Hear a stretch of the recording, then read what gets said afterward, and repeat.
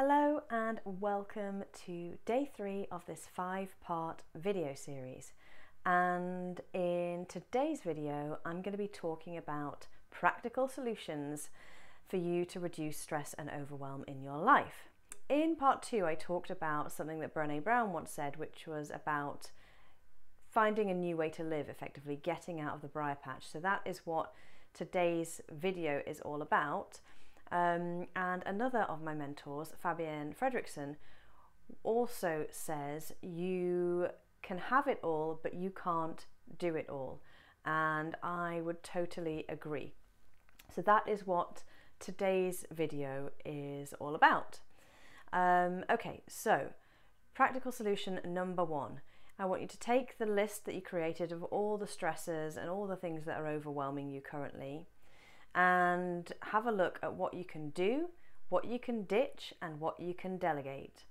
So when it comes to what you can do, here I'm talking about things that really are aligned with your purpose. They're things that are your responsibility and things that only you can do. And I'm also talking about things that are energy drainers. So for instance, that light bulb that needs changing, or that screw that needs screwing back into the door handle, or whatever it may be, the little things around the house or things to do with the car, things that you've been putting off, like going to the tip maybe. They're on your list. They're always on your list. Every time you write a new list, they're still on your list. It's time to get them done. So decide out of all of those things that are stressing you out, causing you overwhelm, whether you've got any energy drainers on there. And I want you to plan them into your schedule and actually commit to getting them done and off your list.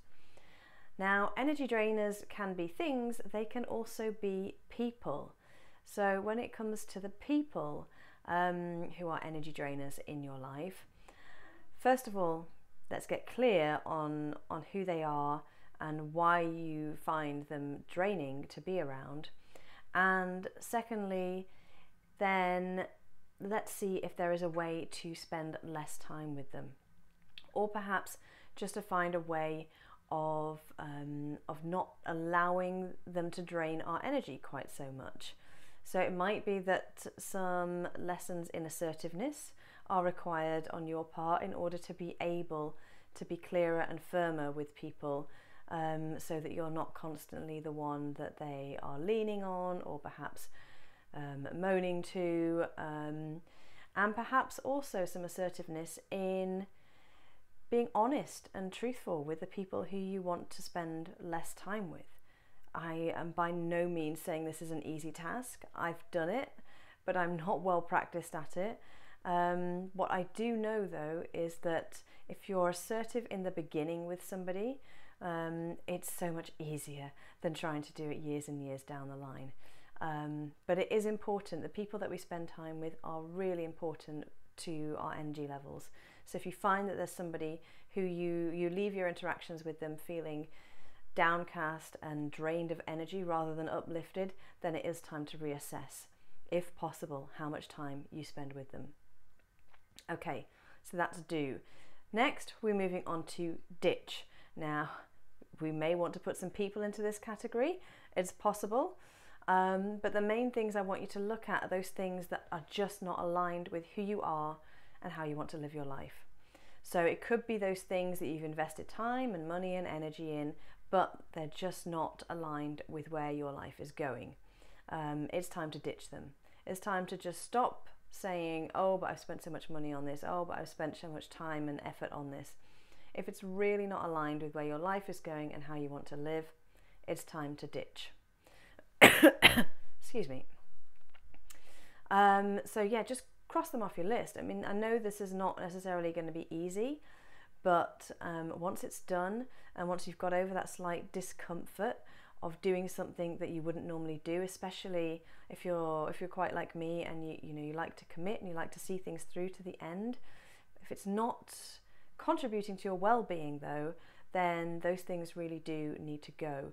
And once they've gone, you will feel so much lighter and you'll have so much more space and time in your life for the things that you truly do want. And then lastly, delegate. So what on your list could you delegate to somebody else? So it might be delegating to a spouse, or just asking a spouse to help out with something, or a friend, or it could be delegating to another professional who could do that thing faster and quicker than you and free up time for you to do something that where you can add more value and that can bring you greater benefits. So for instance, first thing that comes to mind is cleaning. You know, it takes me so much longer to clean than it would a cleaner, and the thought that I'm going to have to clean drains my energy. So it's far more efficient for me to pay a cleaner £10-15 an hour excuse me, than it is for me to spend all that time stressing about when I'm going to clean and how long it's going to take me. So do, ditch, delegate. That's the first lesson for you in practical solutions. And the next thing I want to talk about is planning and systemizing. So what do I mean by this? Start planning your days, your weeks, your months in advance. So get a day planner or a week planner. I get mine from Paperchase, and in particular before every week begins, so on a Saturday or Sunday, plan your week ahead. Put in the non-negotiable items so that you know what time is devoted to them, and then you can fit everything else around them. You can see where you're going to have particular busy patches, so you can schedule to get work done where there's a deadline that you have to meet, and you just know that everything has its place, everything is planned, and it just takes the stress and the overwhelm out of your day-to-day. Sorry, dry throat today. And also what I find useful for me is to plan a month, maybe 2 months ahead, especially if I have a period where I know I have a huge amount to get done and I really need to be head down, diary on lockdown. Whatever's not in there, nothing else gets added into my diary, and I can just focus then on work or whatever it is, the particular task that I'm trying to get done.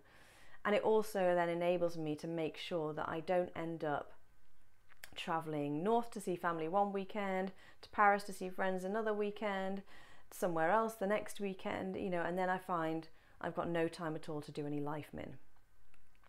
So planning. And then scheduling kind of fits in with planning, but I also want you to think about systemizing. What can you systemize in your life to take out some of the decision making and stress about things? So maybe it's doing your food shop online and always knowing, you know, you have to reorder certain things, so it's just quick and easy. You don't have to bother with going to the supermarket. It could be something as extreme maybe as, like my mentor Fabienne Fredrickson once talked about, only buying black socks, the same black socks, so you don't even have to spend time thinking about matching them up. These are the kinds of things that you can systemize. So have a little bit of fun with this and see what in your life you can systemize just to reduce the amount of decisions that you're having to make and the time that you're spending on things, so you can devote that time to other things that bring more value to your life rather than matching socks. So those are the main things I wanted to cover with you in terms of practical solutions. I hope that they prove useful for you. In part 4, I'm going to be talking about boundaries. So setting and maintaining good boundaries is vital in reducing the stress and overwhelm in our lives. So I really look forward to sharing that with you in the next video. So as always, if you have any questions or any comments, please do let me know. I would love to hear from you and would be more than happy to answer your questions. But until the next time, have a wonderful day, evening, wherever you may be, and I look forward to speaking to you very, very soon.